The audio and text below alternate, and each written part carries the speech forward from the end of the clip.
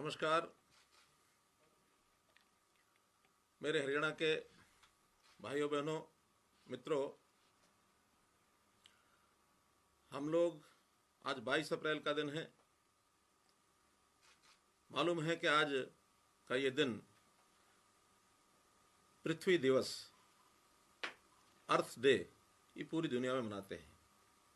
और हम लोग पृथ्वी को अपनी माँ मानते हैं। ये हमारी भारत माता है। और इतिहास कई बार ऐसा आता है कि बहुत सी ऐसी समस्याएं जब आती हैं तो लगता है कि बड़ी समस्या अपनी भारत माता पर आती है।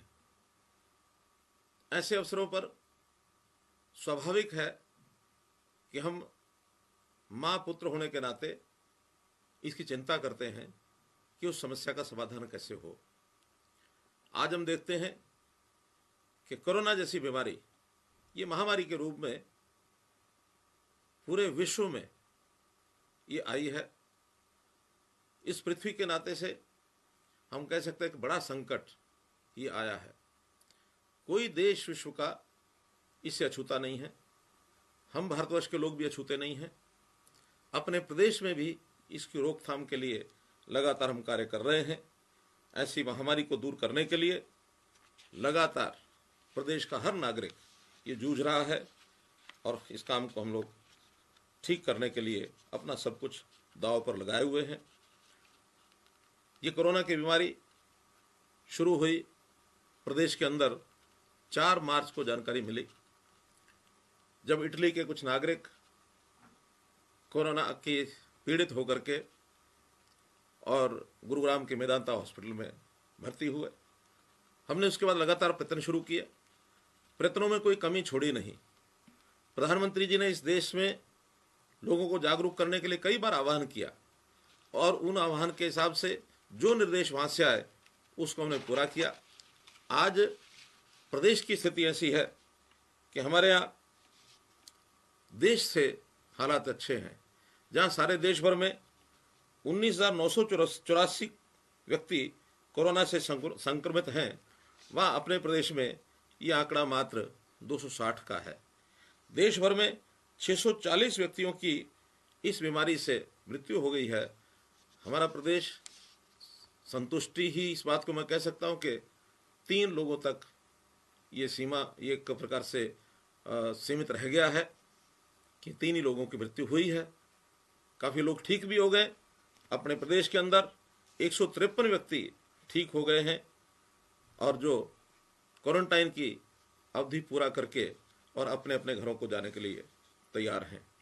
हमारी जो प्रगति है इसके आंकड़े यदि हम ध्यान करेंगे तो हरियाणा में जो टेस्ट हो रहे हैं 10 लाख के प्रति हमारे टेस्ट 511 लोगों के हुए हैं, जो आज तक का आंकड़ा है।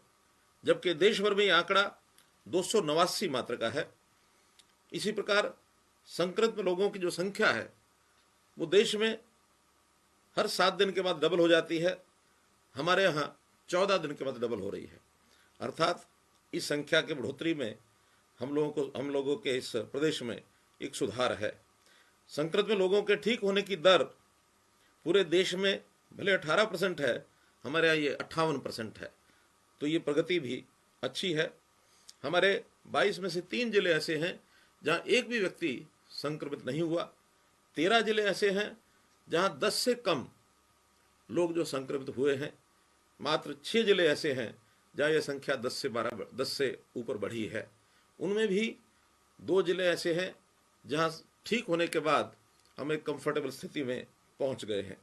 इस प्रकार हरियाणा में टेस्टिंग दर भी अच्छी है, संक्रमण का फैलाव भी कम है, ठीक होने वाले मरीजों की संख्या भी ज़्यादा है और जैसे मैंने बताया कि देहांत होने वाले लोगों की संख्या भी बहुत कम है। 1.15% ही मात्र ये है। तो हम इन आंकड़ों को देख करके ऐसी आशा करते हैं और आशा करते हैं कि बहुत जल्दी हरियाणा इस महामारी में से बाहर निकलेगा। फिर भी हमको सावधानी बरतने की आवश्यकता है, बहुत ही प्रयास करने की आवश्यकता है कि हम इस बीमारी में से बाहर निकलें। पूरे विश्व में भारत की स्थिति अच्छी है। विश्व के बड़े बड़े देश तो बहुत बड़ी संख्या में प्रभावित हो गए हैं। हमारा भारतवर्ष उसमें काफ़ी अच्छा है और वहीं पर अपना प्रदेश हरियाणा भारत में अच्छा है, तो इस नाते से हम इस स्थिति में अच्छे लग रहे हैं। ऐसे अवसरों पर कभी कभी कुछ विशेष कार्यक्रम प्रावधान, ऐसे प्रोजेक्ट भी होते हैं जिस पर ज़्यादा ध्यान देना होता है। हमारे यहाँ भी जैसा अभी किसानों के नाते से अगर मैं विचार करूं तो किसान की फसल, उसकी कटाई और उसकी बिक्री, मंडियों के अंदर प्रोक्योरमेंट जो हो रही है, एक बहुत बड़ा विषय ये हमारे सामने आया है। जहां हम पिछले वर्षों में इन मंडियों की संख्या लगभग 400 सवा 400 ही रहती थी। इस बार हमने उसको, चूँकि लॉकडाउन का ये समय है और हमने सोशल डिस्टेंसिंग का भी ध्यान रखना है, मंडियों में भीड़ ना हो, वहाँ पर हमारे आड़ती भाई भी होते हैं, किसान बंधु होते हैं, मजदूर लोग होते हैं, हमारे डिपार्टमेंट्स के जो लोग प्रोक्योरमेंट करते हैं वो सब भी होते हैं, तो एक भीड़ वाला एक स्थान बनता है। सोशल डिस्टेंसिंग को ध्यान में रखते हुए इन मंडियों की संख्या में हमने बढ़ोतरी की, लगभग 5 गुना ये संख्या हमारी है। 400 की बजाय इस बार 1800 से 2000 तक ये संख्या मंडियों की, चाहे वो सरसों की खरीद है, चाहे वो गेहूं की खरीद है, इसके लिए हमने उसको तैयार किया है। इसके अंदर भी हमको एक सफलता मिली है कि हम लोग अन्य प्रदेशों की तुलना में, हमारे यहाँ जो मंडियों के अंदर गेहूं की आवक है या इससे पहले सरसों की आवक है उससे ज़्यादा आवक हमारे यहाँ हो रही है। जहाँ 2 दिन के बाद अगर पंजाब प्रदेश की बात करता हूँ तो वहाँ मात्र 50,50,000 मीट्रिक टन गेहूं इसकी खरीदी हुई, जबकि हम लोगों ने पिछले 2 दिन के अंदर 40,000 किसान 4 लाख से 4 लाख मीट्रिक टन से भी ऊपर ये आवक हो चुकी है। आज तीसरा दिन है, तो इसलिए हमारी जो आवक है मंडियों में, व्यवस्थाएं बाकी सब प्रदेशों से अच्छी हैं। इसी अवधि में अगर मैं उत्तर प्रदेश की बात करूं तो मात्र 98,000 मीट्रिक टन और राजस्थान में 42,000 मीट्रिक टन 2 दिनों के शुरुआत में ये फसल आई थी। तो इस नाते से अपने प्रदेश के अंदर गेहूं की फसल भी अच्छी है और हमारे जो सिस्टम है वो भी बहुत ठीक है। हमारी जो आड़त है, आड़तीय बहुत सहयोग कर रहे हैं उन सब किसानों की फसल लेने के लिए। फिर भी कहीं ना कहीं छोटी बड़ी जो बातें हैं उनको ठीक करने के लिए हम लोग आगे बढ़ रहे हैं। किसानों को मैं विश्वास दिलाता हूँ कि कोई भी कठिनाई होगी उस कठिनाई को हम दूर करेंगे, हल करेंगे और किसानों की जो फसल है एक एक दाना हम उनका खरीदेंगे। इसके लिए जो हमने किसानों के केंद्र बनाए हैं उन सब केंद्रों में अभी सैनिटाइजेशन की व्यवस्था, मास्क का प्रबंध, थर्मल स्कैनिंग आदि ये सब प्रबंध किए गए हैं ताकि वहाँ कोरोना जो है वो न फैले। इस प्रकार गेहूं की खरीद सुचारू रूप से चले, इसके लिए समय समय पर हम उनको निरंतर निर्देश दे रहे हैं। हमें पता है किसान और आड़ती इनका एक संबंध है और ये संबंध किसान आड़ती का ऐसा है नहीं, बल्कि सरकार के साथ भी लगातार आड़तियों से हम बातचीत करते रहे हैं कि सरकार और किसान का ये संबंध भी बहुत अच्छा रहा है। छोटी जो व्यवधान आया है वो आया है कि हम किसानों को किस प्रकार से बैंकिंग सिस्टम के माध्यम से ये जो पैसा है ये पहुंचाएं, क्योंकि किसान के पैसे को यदि हम कहीं बीच में रोकते हैं तो ये किसान के प्रति भी अन्याय होगा। हमने किसानों को डायरेक्ट पेमेंट देने की जब बात की, हमारे आड़ती बंधुओं ने कहा कि नहीं, ये आड़तियों के माध्यम से होनी चाहिए।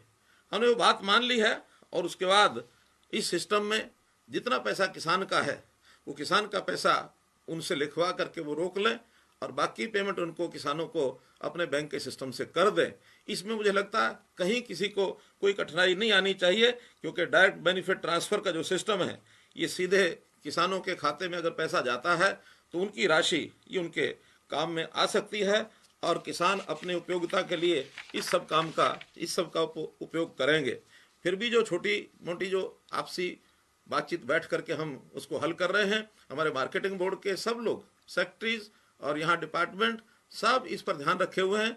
आड़तियों से निरंतर बातचीत भी चल रही है और उस बातचीत के माध्यम से मैं इस समय यही कहूँगा कि कोरोना का ये अवसर है और इस कोरोना के अवसर पर किसी भी प्रकार की छोटी बड़ी बात को लेकर विवाद यदि खड़ा करते हैं तो उचित नहीं होगा, क्योंकि किसान की फसल खरीदना ये हमारी प्रायोरिटी है और इस प्रायोरिटी में अगर किसी प्रकार का कोई अवरोध आता है तो उस अवरोध को दूर करने के लिए हमको और लोगों की सहायता, एजेंसीज की सहायता ये लेनी पड़ेगी, हमें गांव के सरपंच की उनकी सहायता ये लेनी पड़ेगी, हमको अस्थायी लाइसेंस ये भी देने की आवश्यकता पड़ सकती है। तो इन खरीद केंद्रों पर जहां कहीं गिनी चुनी मंडियों में अवरोध आ रहा है, उसमें खरीद केंद्र सुचारू रूप से चले, इसकी व्यवस्था हम निश्चित रूप से करेंगे। इसलिए मैं सभी आड़ती बंधुओं से ये निवेदन करता हूं कि इसके लिए वो आगे आएं और किसानों को सहयोग करें, मंडी में आड़ती के तौर पर अपनी भूमिका वो निभाएं, क्योंकि एक बहुत बड़ा प्रोजेक्ट है। इस प्रोजेक्ट में जैसे 16,000 करोड़ रुपया लगभग ये किसानों को गेहूं की आवक का ये जाने वाला है, और यदि मैं उनकी आड़त का हिसाब करता हूं तो लगभग 400 करोड़ रुपए की आड़त ये भी आड़तियों को मिलने वाली है। और इतनी बड़ी राशि आड़ती को, समाज को मिलती है तो उनका एक प्रकार से व्यवसाय, उनका उसमें काम चलता है। और ये जो सारी राशि है इसलिए हम देते हैं ताकि किसान को कोई असुविधा ना हो और प्रोक्योरमेंट जो है वो डिपार्टमेंट के माध्यम से ठीक रूप से हो जाए, ऐसा मैं उनसे अपील करूंगा। अब जहां तक विषय है कि जैसे कोरोना को लड़ाई लड़ने वाले हमारे कोरोना वॉरियर्स हैं, जिसमें डॉक्टर्स हैं, नर्सेज हैं, पैरामेडिक्स हैं, इसी प्रकार चतुर्थ श्रेणी के कर्मचारी हैं। इन सब लोगों के लिए जो भी कोविड के डायरेक्ट संपर्क में आते हैं, उन लोगों के लिए हमने बहुत सी सुविधाओं की घोषणा की। लेकिन वहीं ध्यान में आ रहा है कि इस प्रकार के समय में जब कोरोना बहुत सावधानी पूर्वक उस पर काम करने की आवश्यकता है, प्रोक्योरमेंट में बहुत से लोग मंडियों के अंदर ये काम कर रहे हैं, और मंडियों में जब काम कर रहे हैं तो आखिर उनकी भी जीवन को एक रिस्क हो सकता है। तो ऐसे समय में उनके लिए जब ध्यान किया गया तो मैं ये कहूँगा कि वो भी हमारे कोरोना वॉरियर्स नंबर 2 हैं। तो इस कोरोना वॉरियर्स के नाते से भी उनके भी ध्यान रखने के लिए यदि कोई हानि होती है, मानो किसी मजदूर को होती है, किसान को होती है, अगर उसका कोई दुर्घटना में कोई ऐसा कारण बनता है कि परिवार की सहायता के लिए मजदूर है, किसान है, इवन आड़ती भी है, या हमारे जो कर्मचारी हैं, आउटसोर्सिंग के कर्मचारी हैं, सभी एजेंसीज के साथ जुड़े हुए लोग हैं, ऐसे सब लोगों के लिए भी हमने विचार किया है कि आगामी 30 जून तक, जब तक ये प्रोक्योरमेंट चलती है, कोरोना की प्रकोप जैसे चलता है, उस समय तक इनको भी 10 लाख रुपए की जो हमने मेडिकल कवरेज, एक प्रकार का लाइफ इंश्योरेंस का ये पार्ट होगा, वो उनको हरियाणा सरकार अपनी ओर से देगी, इसकी मैं घोषणा करता हूं।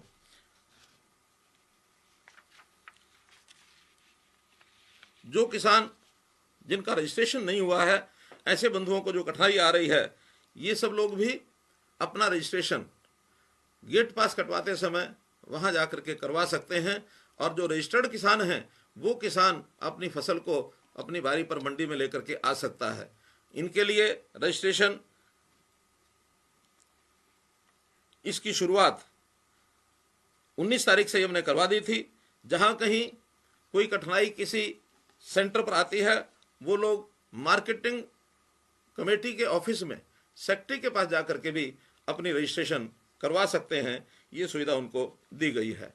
आज का मेरा दूसरा विषय है कि 20 अप्रैल को हमने जिस प्रकार से देश भर में एक योजना बनाई गई थी कि जो औद्योगिक संस्थान हैं, व्यावसायिक संस्थान हैं, उन संस्थानों को धीरे धीरे फेज्ड मैनर में खोलने की बात ये आई थी, क्योंकि यदि हम लंबे समय तक लॉकडाउन को सहना पड़ता है तो उसमें हमारी आर्थिक स्थिति सब परिवारों की, संस्थानों की, व्यापार की, ये सब कमज़ोर होती है। तो हम कोरोना का ध्यान रखते हुए, सोशल डिस्टेंसिंग का ध्यान रखते हुए, जितनी हेल्थ डिपार्टमेंट की ओर से दी गई जितनी भी सूचनाएं हैं, उनका ध्यान रखते हुए हम धीरे धीरे अपने इस व्यवसाय को भी आगे बढ़ाएं। उस नाते से 20 अप्रैल से हमने इनको खोलने के लिए स्टैगर्ड वे में ये सब शुरू किया है। पूर्व में जो आवश्यक सेवाओं को देने वाले, ऐसे सर्विसेज सेवाएं देने वाले, आवश्यक वस्तुओं का यानी उत्पादन करने वाले, उनको मार्केट में देने वाले लगभग 1800 इकाइयों को परमिशन दे रखी थी। अब 20 अप्रैल से जिन लोगों ने परमिशन मांगी है, उनमें से आज तक 106 इकाइयों को और परमिशन दी गई है, जिसके अंदर लगभग 18,000 नए कर्मचारी जो पहले खाली बैठे थे, उनको काम करने का ये अवसर मिलेगा। और ये संख्या धीरे धीरे जो उनको सूचनाएं दी गई हैं उन सूचनाओं को पूरा करने के बाद और भी इकाइयों को ये परमिशन दी जा सकती है। मैं स्पष्ट करना चाहता हूं कि कोई उद्योग परमिशन लेकर के अपना काम शुरू करता है और वहां के किसी कर्मचारी को कोरोना का संक्रमण हो जाता है तो उस उद्योग को चलाने वाले व्यक्ति के खिलाफ कोई भी कार्रवाई नहीं की जाएगी, कोई एफआईआर नहीं की जाएगी, क्योंकि एक अफवाह फैलाई गई कि ऐसे कर्मचारियों के खिलाफ अगर कोई संक्रमण होता है तो उनके खिलाफ एफआईआर की जाएगी। ये कभी भी ऐसा नहीं किया जाएगा। उनको सुचारू ढंग से काम करने के लिए और आगे बढ़ाया जाएगा।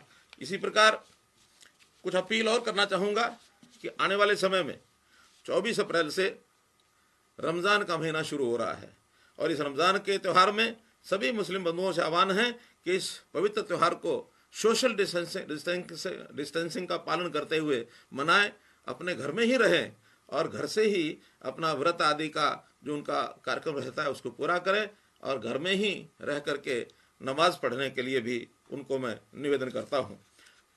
याद करें, हमने आह्वान किया था 3S फार्मूला, यानी stay at home, social distancing और सैनिटाइज योरसेल्फ। ये मंत्र दिया था सब लोगों के लिए। इसका लगातार पालन करते रहना है।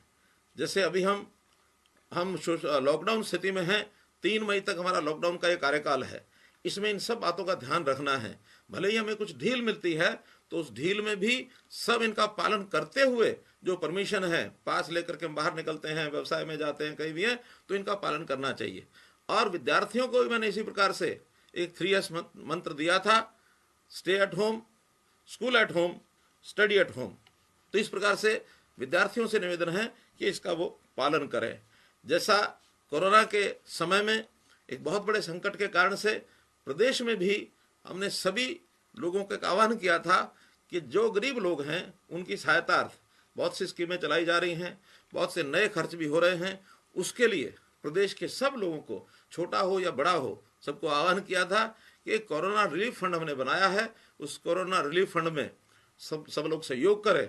ये अपील भी मैं बार बार करता हूँ, फिर आपसे कर रहा हूँ कि इसमें अधिक से अधिक सहयोग करें ताकि गरीब बंधु उनको कम से कम 2 समय का भोजन ये देने की हम गारंटी कर सकें। और सरकार में भी जो लोग काम कर रहे हैं उनकी सारी चिंता जितनी पहले की जाती है उसके बराबर करते रहेंगे, किसी किस्म की कोई कठिनाई नहीं आने देंगे, ये मैं आपको विश्वास दिलाता हूँ।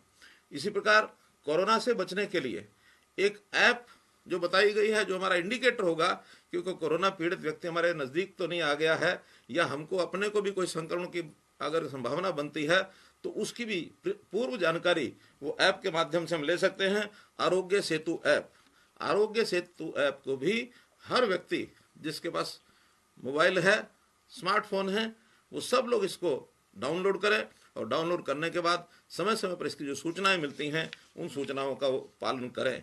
मैं सभी बंधुओं को, खास करके राजनीतिक और सामाजिक तौर पर जो लोग हैं उनको भी अपील करता हूं कि इस समय में हम कहीं भी घर से बाहर ना निकलें और किसी मंडी में भी जाने के लिए जो हमारा दौरा चलता है वो किसी भी पार्टी के लोग हों, कोई भी सामाजिक लोग हों, ऐसे स्थानों पर जिनको बुलाया गया है, किसान है, मजदूर है अथवा प्रोक्योरमेंट करने वाला स्टाफ है, आड़ती है, केवल वही लोग वहाँ जाएं।